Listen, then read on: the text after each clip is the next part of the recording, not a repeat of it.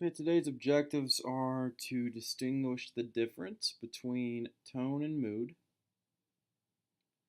and to read various passages and then infer the tone and mood.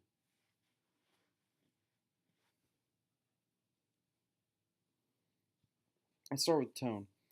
Tone is the author's attitude towards the audience, subject, or the characters. It's shown through dialogue, that is, in a story where you have characters talking to each other, or word choice, which we call diction. That is the words that the author chooses to use. Now, in other words, tone is how the author feels about what he or she is writing.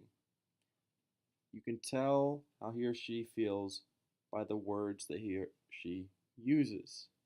All right, so most of the time, it's going to be the diction that determines the author's tone. So here are some examples of words that will describe an author's tone. You can pause it to go over it more thoroughly. On the flip side, you have emotion. You have a different kind of emotional effect, and that is when the reader reads a piece of writing, which is called mood. So mood is the feeling that the reader gets from a story, which is shown through setting, that is the time or place, and the way it's described, or atmosphere. Now, atmosphere is going to mean anything, any other way that your mood is affected from the story other than the setting. And we'll talk about it more in a little bit. Here are some examples of words that describe the mood of a reader. What is important to understand, though, is that tone and mood are different things. For example, you could have a tone that could be serious and a mood that is really not serious. Um, Here's an example. He approached the task with sheer determination. He had studied his plans carefully, spent hours preparing, and was sure of his approach.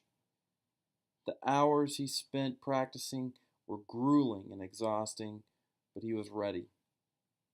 This was the year he would win the pie eating contest at school. So, as you can see, the tone of this piece is very serious. It's intense.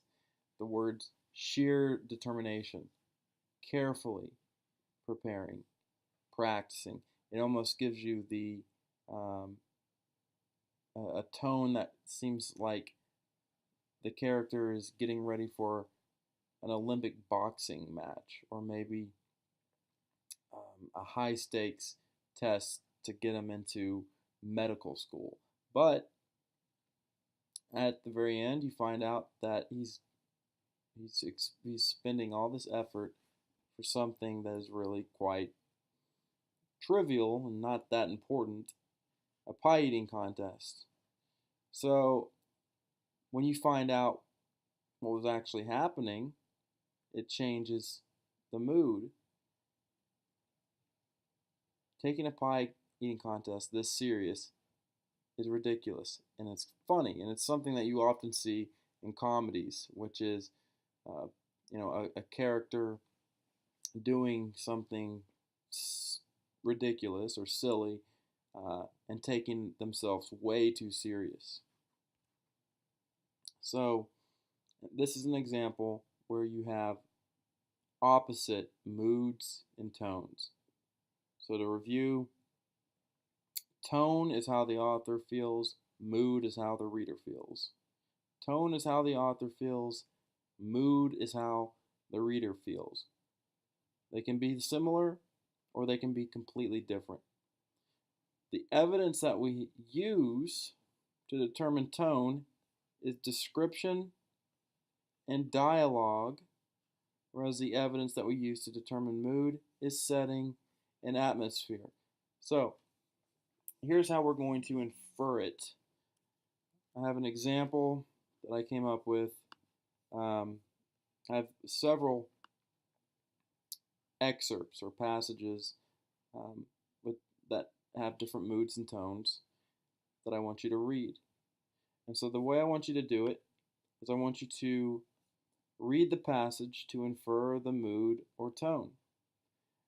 Then I want you to determine the mood or tone and write the key clues and background knowledge that helped you infer it. Because when you make an inference, you're using text clues and background knowledge. So let me help you out by giving you a couple examples. So here's this one. The gym of the high school was brightly decorated. The red and white streamers covered the walls and heart shapes were scattered all over the floor. Red glitter was thrown on all the tables and love songs were playing in the background. The Valentine's Day dance was about to begin. So, this particular one is asking for the mood of the passage. Well, immediately some of the words in the text stand out, like the colors red and white. The even the word gym of the high school gives me a feeling that there's probably some event happening. Then I see red and white streamers, the heart shapes scattered all over the floor, red glitter, and immediately I know this is some Valentine's dance. So the mood of the passage could be, there's not just one correct answer, but you could say romantic. And that the author shows this through, it's either going to be dialogue or diction. Well, no one's talking, so it's going to be through diction, word choice. Now, the text clues that helped me, I just mentioned them, were red and white. And then it was the heart shapes, the red glitter. Now, how do these words help me determine that it is a romantic event? Well, I know from my own background knowledge that red is often associated or used with Valentine's and love.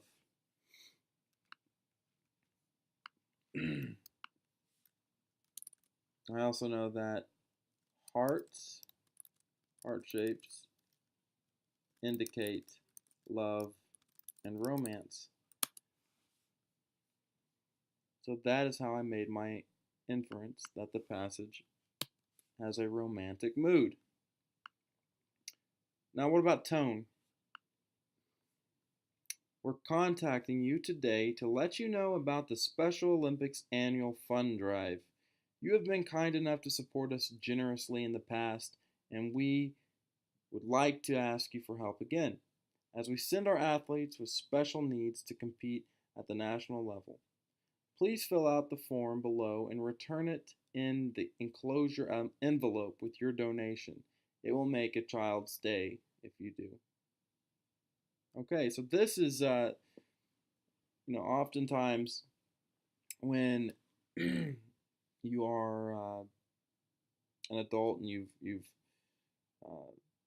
contributed or donated to a certain event, people will ask you to do it again. And so if they're going to try to convince you to donate again, they have to write with a certain tone that is respectful and polite. And that is the tone that this has, is a tone of politeness. And the author shows this not through the setting, but through the atmosphere. Because, and really, atmosphere in this case could be diction. But here's the thing: when you're telling me, when you're answering that second blank, I want you to write either setting or atmosphere. And so if there's nothing in the passage about time or place, write atmosphere. So, what were the text clues that made me realize that this was that this had a polite tone? I would start off to say kind enough to support us generally in the past. So I'm going to put kind enough. I'm just going to write kind enough. And the fact they say we would like to ask is a polite way of asking instead of trying to manipulate me or demand, of course. They use the word please right here. And it could be some other clues, but I'll just go with these three for right now. When I quote something, when I quote more than one thing, I like to use commas because it's a list. And so the background knowledge is I realize that please and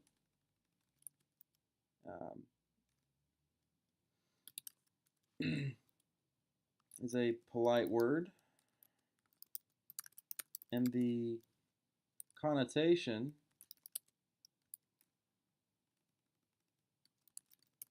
of, I guess I can't spell connotation. The connotation of the passage was kind. Connotation is how something makes you feel, how the words make you feel, what you associate the words with. If the words have a positive connotation, then they make you feel good. If they have a negative connotation, then the intention is to make you feel bad. So I want you to complete the remainder of these. You're going to find a little poem right here, and you're to determine the tone. Here's another one where you determine the tone. Then you have the mood. Complete the rest of this worksheet. Submit it, and if you have any questions or concerns, please raise your hand and I'll be happy to address you.